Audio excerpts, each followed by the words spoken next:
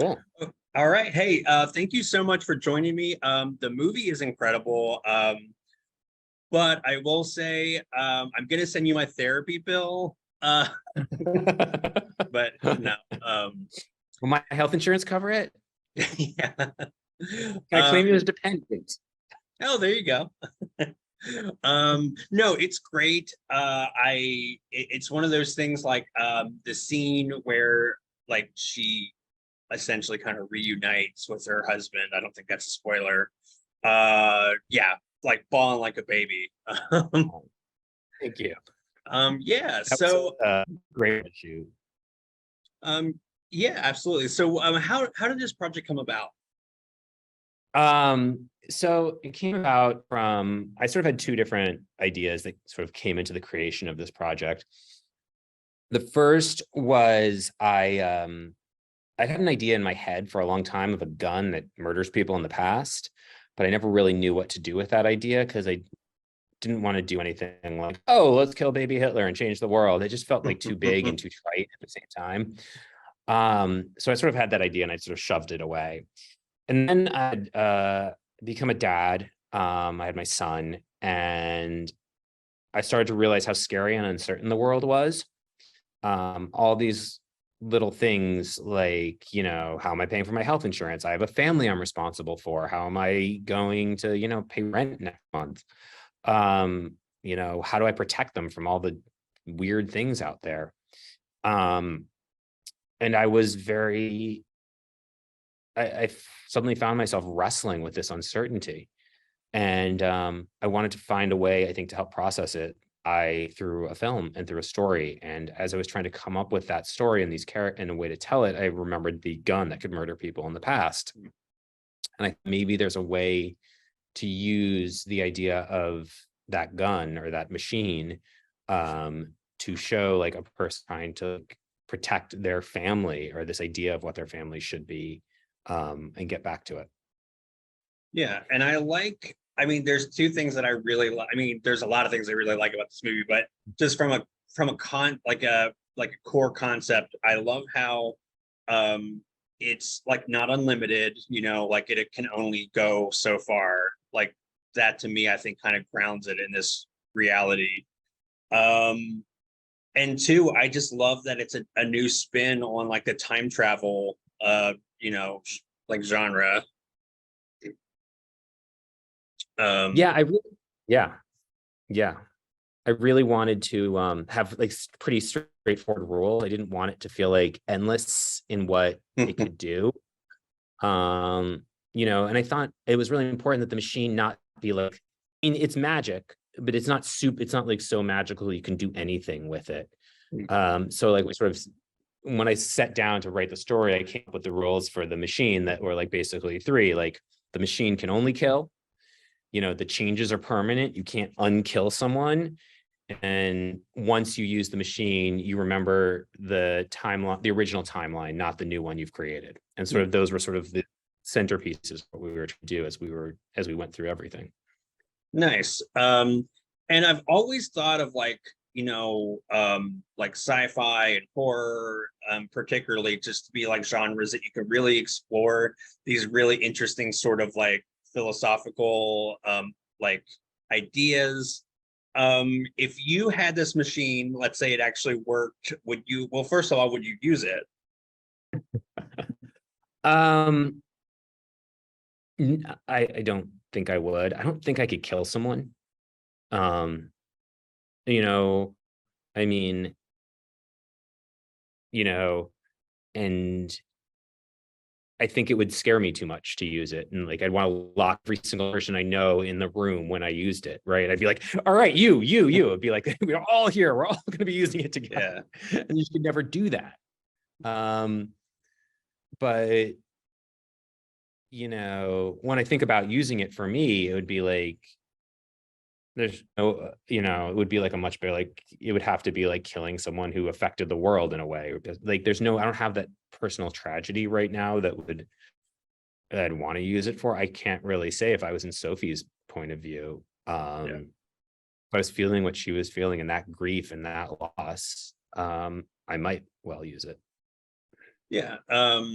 No, it's like I love movies like this because it kind of just makes me like sit and think about it. Like I'll be thinking about this for weeks of like, okay, like hypothetically, like what would I do? What would, like again, it's not just as simple as like bang, somebody's dead. There's like this ripple effect that you don't really maybe consider. So I think that's such an interesting sort of springboard. So did you design the time machine, like the look of it, or was that like somebody else? So I had a and I had two production designers from the movie. One was Katie Simon, who handled the world and the different realities and everything, and the other was Ariel Vita, who created the machine. He's in charge of the machine in the machine room. And Ariel, I had like some sort of thoughts on how I wanted it to feel. In terms, I wanted it to feel big, I wanted it to feel like sort of massive, and I wanted it to feel like a piece of junk that would burn the building. I think my exact direction to Ariel was it should look like a fire hazard. This is, and the idea, my concept was it was scrapped together. Like, I don't know what the pieces of scrap are, but like it was, they built it from like junk they found on the streets, stuff they bought from, the metal trucks that drive around LA. I don't know if you live in LA, but like there's just these trucks that go and pick up scrap metal and they drive around. Like they went and talked to those guys and so they could give that. They went to scrap yards, they went to junk yards, they found an old fridge that someone pulled out and ripped out the insides and grabbed the wires, And so I sort of gave it to her and was like, all right, that's how I want it to feel. Now go do your magic. And so much of the design came from her creative place as well as mine. So I don't know if I could have done that without her. Yeah, it looks great. I mean, it kind of reminds me almost of like a Giger sort of like this very like skeletal, creepy like thing. So yeah, I mean, I think it's almost like, would you say that, I mean, like it's a little bit of a character all on its own. It's a total character in the movie. We wanted it to have a personality in some way, and to have it feel like it had it was the character, when there are three of them or there are two of them in the room and they're all talking about the machine, actually a fourth person in that room, and it is the machine.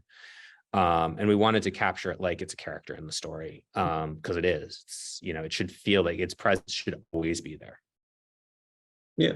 So like what was the hardest thing from a technical standpoint while filming? Like what was the most challenging aspect of this production? Shooting 103 pages in 17 days. Wow. That was the most challenging part of it overall. I mean, we said, we were trying to burn through like 6-7 pages a day, which is incredibly tough, especially, shooting this in the time of COVID. But we had a fantastic crew. Everyone was really invested in the project and the story and believed in our ability to do it. It was incredibly hard from all our locations. That was really tough. I'd written it to be shot in LA in sort of I didn't want this to be a movie that took place in like Beverly Hills or Santa Monica or the LA you always see. I wanted it to be in the LA I've gotten to know living in LA, which is like the sort of the areas that people, speed through when they're trying to get to work. You're cutting through some side street.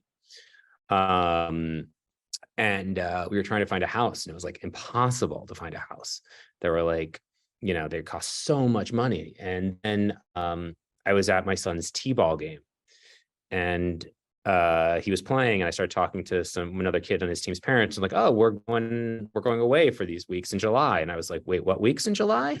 And it turned out they were going to be out of town. We shot and they had just had this house that was like a total fixer upper. That's like this house that was like, that looks like it's like stuck a little bit because half of it's like a junky and like falling apart and half trying to make better. So like, and I love that aesthetic for, Sophie and Mal's house. It was like, they rented this house, it was supposed to be like start house kind of idea in LA. And then they just got stuck in that moment because, their life wasn't what they expected it to be.